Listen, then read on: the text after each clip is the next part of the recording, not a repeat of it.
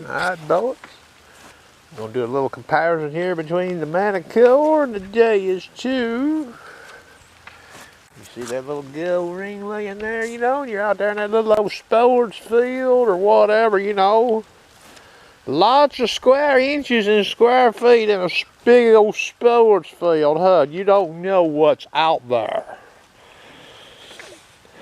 Could there be a nail in that sports field and the prize gold ring is right there and just nobody's hit it just right? Well, here's the old JS2, fast program silencer 0, speed 2.5.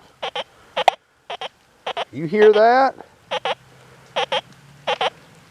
Nothing. That's 2 inches above that gold ring. That's an inch above that gold ring. 1 inch. Nothing. Okay? Silencer 0. Here's speed 3. 1 inch above that gold ring and nail. 6.8 disc. Nothing. Iron tone. Okay? You seen it. Let me turn this camera off. We're going to leave that setting just like it is, boys. JS2 back on. 14.7 kilohertz mono program. This would simulate more so what an F75 AT Pro, a lot of your single frequency detectors. This is silencer 0. Speed 2.5. You hear that, boys? So your competition out there, you know, you got to think, when people compete with you on sites, well, they can't hear that damn gold ring, can they? They walk right by it. AT Pro, F75, some of your earlier Nocta, your micro racers,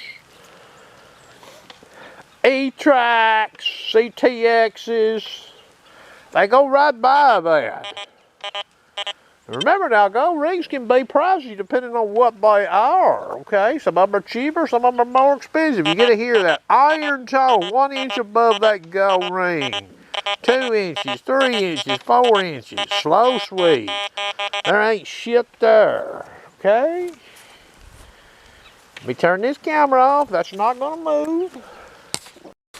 All right, now we got this old Manticore out here with the old sharpshooter custom upper ferris limits, 1 inch above that gold ring. You hear that? Boom! Default 9 upper ferris limits is a no-go. You will not detect that gold ring presence. I'm turning the camera off. I'm going to put the stock Coil on. We'll look at it the same way with that same thing in it. Then I'm going to put the M8 Coil on this detector. But we're just going to look at it with default upper ferris limits, and we may lower the default a little bit to see what even the small Coil would do on that. Say somebody's got an M8 Coil and they've been out in a site, and they don't know about how to run that machine to alert on something like that. Okay, stand by. Camera back on. Manticore now has the stock Coil with a sharpshooter custom upper ferris limits. You hear that? You see that screen. Now, if we go over here and we put in the custom upper ferris limits 9 is a no-go. Now, what I will do here in the interest of this video, I'm going to let the upper ferris limits down to 7. The custom. This is not a custom. I've just let the default 9 down to 7. What do we hear? We don't hear shit. You have walked by that gold ring. Okay, I'm turning the camera off. We're going to put the small Coil on it, but I'm going to show it just in the default, and we'll lower the default 9 down to 7 and see what we hear here. I may even go in the house and break out the old E-Track.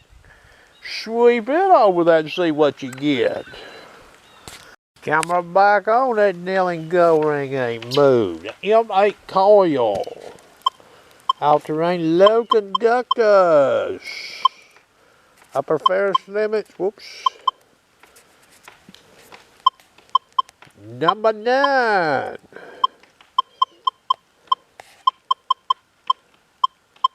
Speed 6. What do we get on this gold ring? You don't get shit.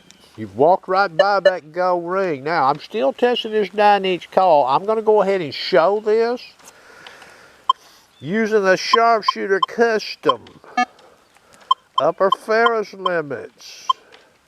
First, I'll reduce the upper ferris limits to 7. In the wild, what would you hear on that gold ring? Speed 6. Nothing. Speed 8. Nothing. See where it's reporting up there? Back to speed 5. Nothing.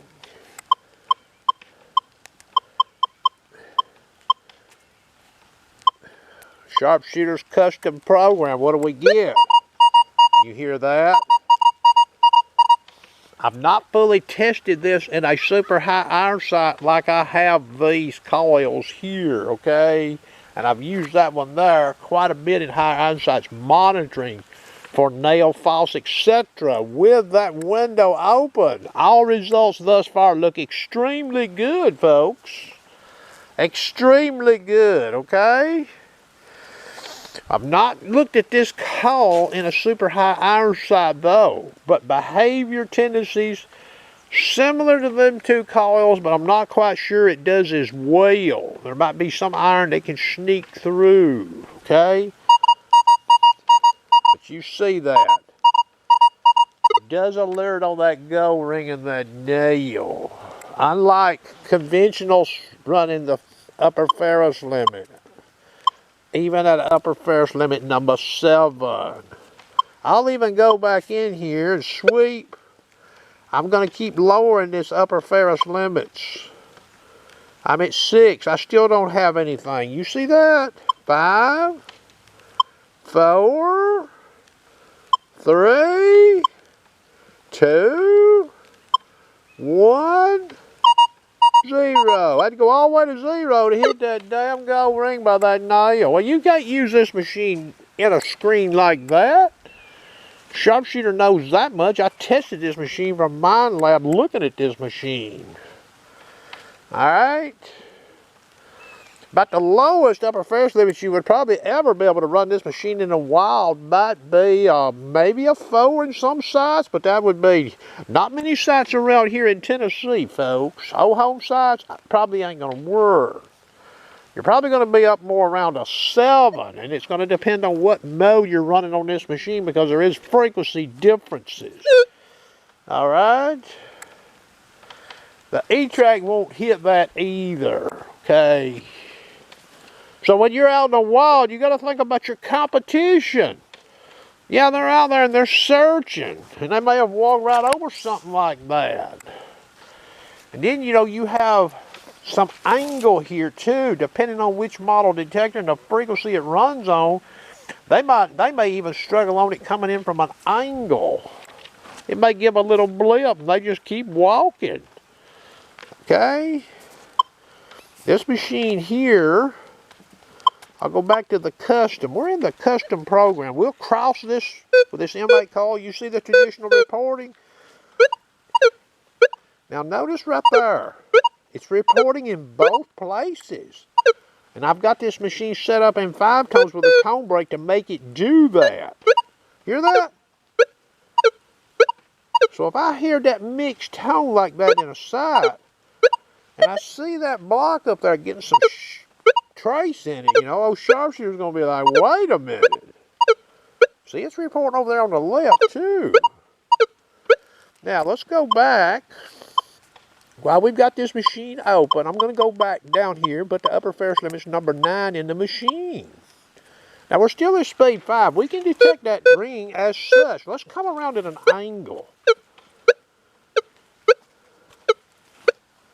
You see where we're at right there?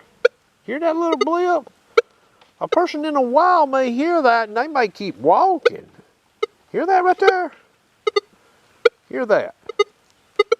Just a little stutter.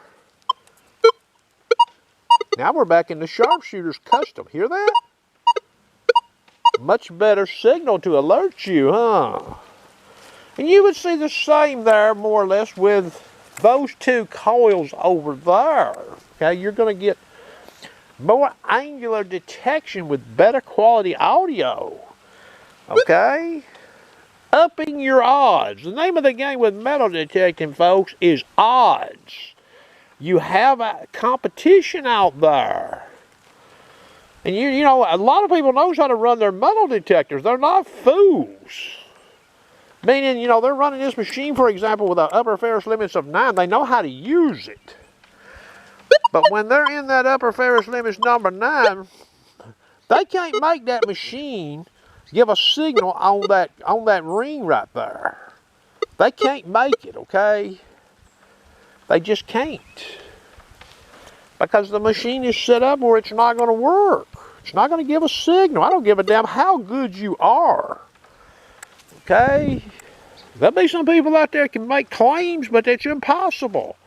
You can't stop on what you can't hear. You can't dig what you can't hear. I guess you can take a shovel out in the field and just pick a spot and dig a gold ring. I guess that's possible, but I don't like the sound of that. Do you? Have a nice day. Hope you enjoyed.